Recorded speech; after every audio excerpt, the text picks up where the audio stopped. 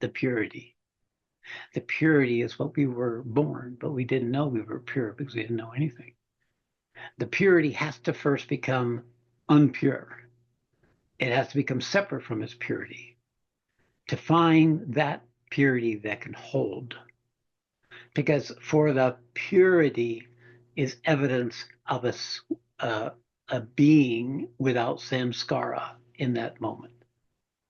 That content has disappeared and there is just the purity. There is just the being. And that is the singing of that supreme being. So holding the purity is a matter of managing the samskara, of becoming aware of it, but no longer feeding it. And there's an intelligent skillfulness that is needed to become a strong, pure knower, a strong, pure vessel for being in existence. It takes something of what you had to learn as a separate ego and converts it into this other kind of ego that can hold its purity and be in existence in the ocean of samskara and be like an ocean that remains unchanged, yet receives all the waters, so that all the impressions come into the purity and either dissolve or move on. And whatever may come in that's still not yet resolved in the samskara of the holder of that purity then gets activated to rise up in the holding of that purity, to hold the revelation of the darkness or the resistance or the negativity. And literally just hold it, but don't give it attention. That means don't empower it. Just, oh, it's there, it's here. And then time, it will move, no matter how stubborn the samskara is. The purity will win in the end. But interimly, the degree of time and the degree of misery has to have its time. We become capable the more we learn to hold, instead of resist or figure out or fix or control. These are all samskaric adaptations. They're all compensating structure that comes from a separative content that does not know itself fully.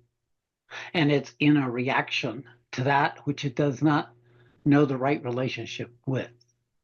And of course, we speak of these things that to include instead of exclude.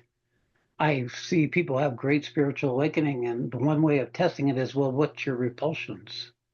What are you still reacting to? What is it still running you? Like one samskara is like a tied up impression, anger that's locked up and suppressed. And it stays suppressed, but you get enough of these locked up impressions and they become pain bodies. They expand, they could be triggered by a certain sound, a smell, something someone says, like, what's wrong with you? And the pain body will go, blah, because it's existence suppressed. It's not going to come chirping into existence. It's going to into existence. Because we have the whole power of the universe locked up in its resistance to existence. And that becomes extremely painful for a body that's designed to grow and learn and mature and expand in its capacity. It becomes locked areas, so that when you meet, your body goes, all bodies will mature through the phases of life. First phase, second phase, adolescence, young adulthood, later life, those stages are going to be thwarted by those pain structures that have not been resolved or met. So part of the coming into the right relationship, says samskara, is to learn how to be in relationship to that locked up negative energy. And those are your dark forces.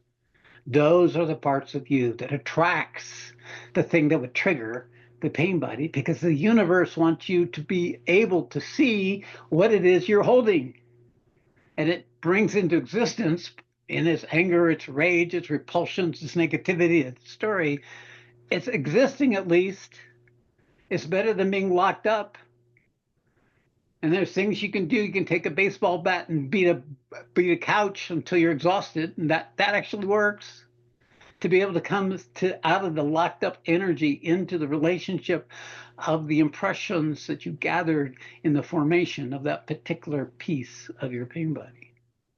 So there's a skillfulness in that, and it is a natural unfolding that's required of us, or that we can consciously collaborate with. When you go beyond the pain bodies and you've released the energies locked up in them, then you are actually more freer, even in your samskara, than you were before.